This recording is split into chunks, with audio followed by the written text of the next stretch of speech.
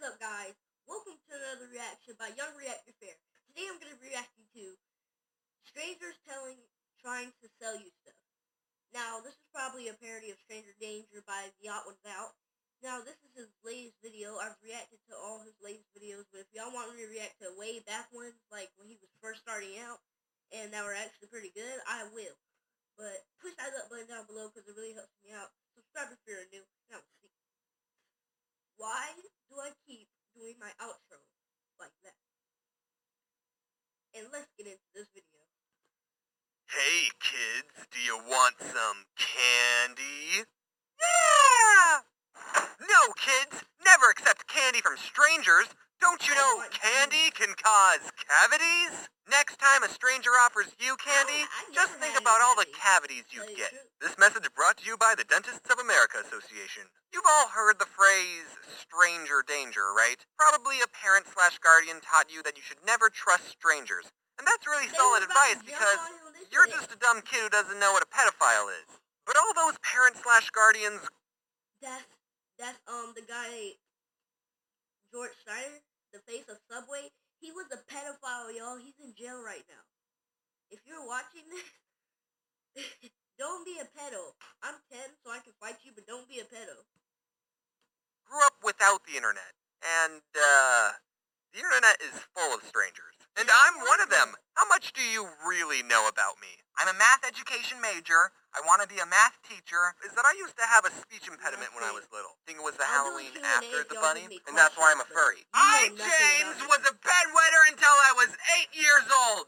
Okay, granted, you do know quite a few personal details. The internet changes how we talk to people, meaning it's a lot easier to talk to strangers on the internet than in real life. Because on the internet, you can find strangers who have the same interests, hobbies, and fetishes as you do.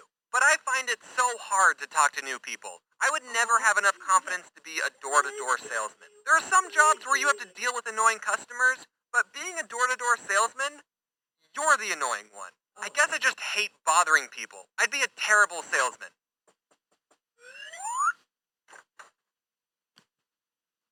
What?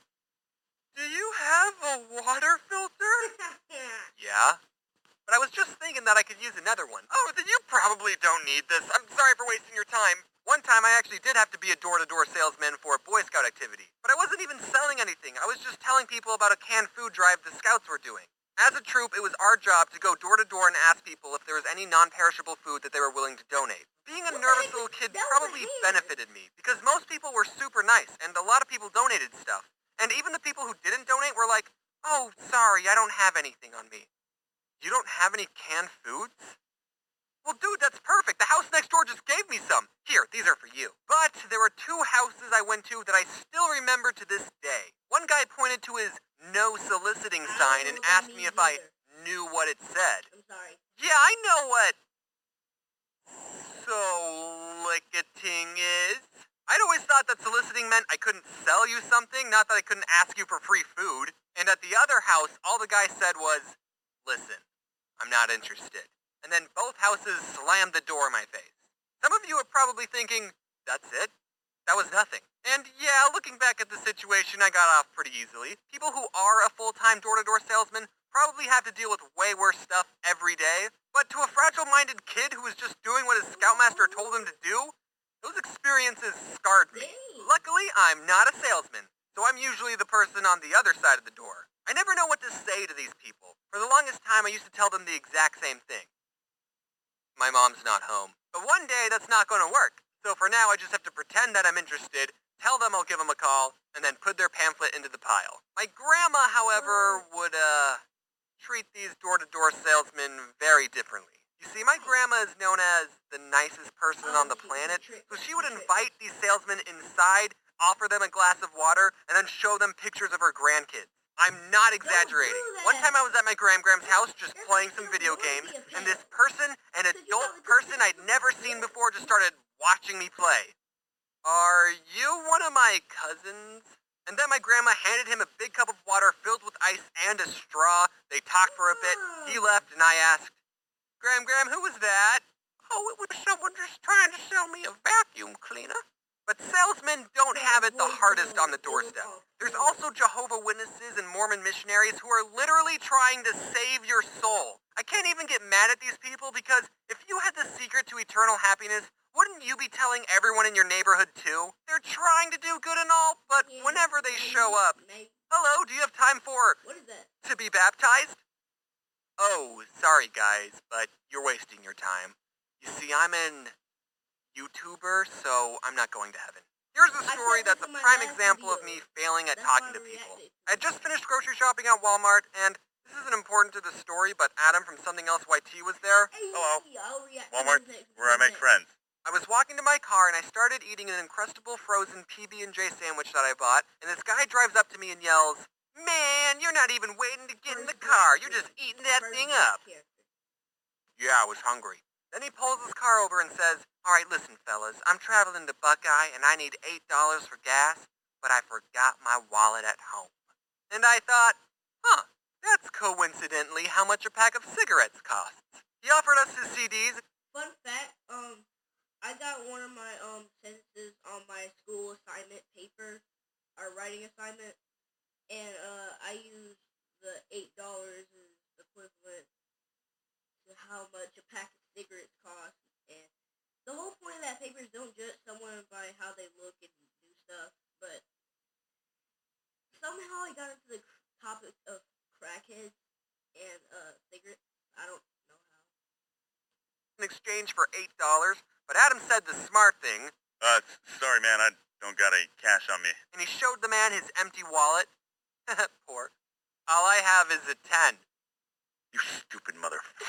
I don't know why I said that. I think I was actually going to pay this man $8 if I had exact change. But here's the thing. I didn't only have a 10. I also had a 20. The guy saw my cash and said, "Man, all you have is a 10. Nah, man, I Stop see you trying have to a get 20. legal money. And then he Go raised get a the price job. of his CDs from Crackhead. $8 to $30. Like I said, I should have handled the situation differently. If I was going to give him money, I should have given him a 10 and said, "Now give me $2 back." But he had a solid argument.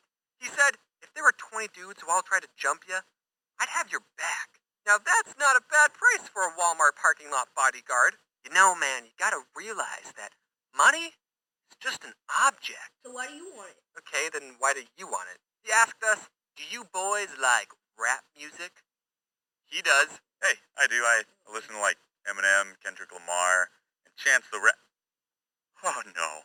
And then the man pulled out his CDs, but he didn't have a CD player in his car, so he asked me if I could use my CD player, and I said, sure, but my CD player already had my mixtape in that I never bothered to take out, so when I turned He on got a my CD mixtape? player...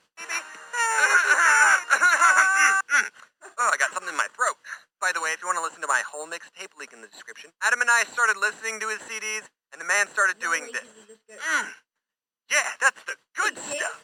So what'll it be, little man? You gonna give me the money or not, huh? Huh? Do I need to get my gang of 19 other dudes out? Huh? So,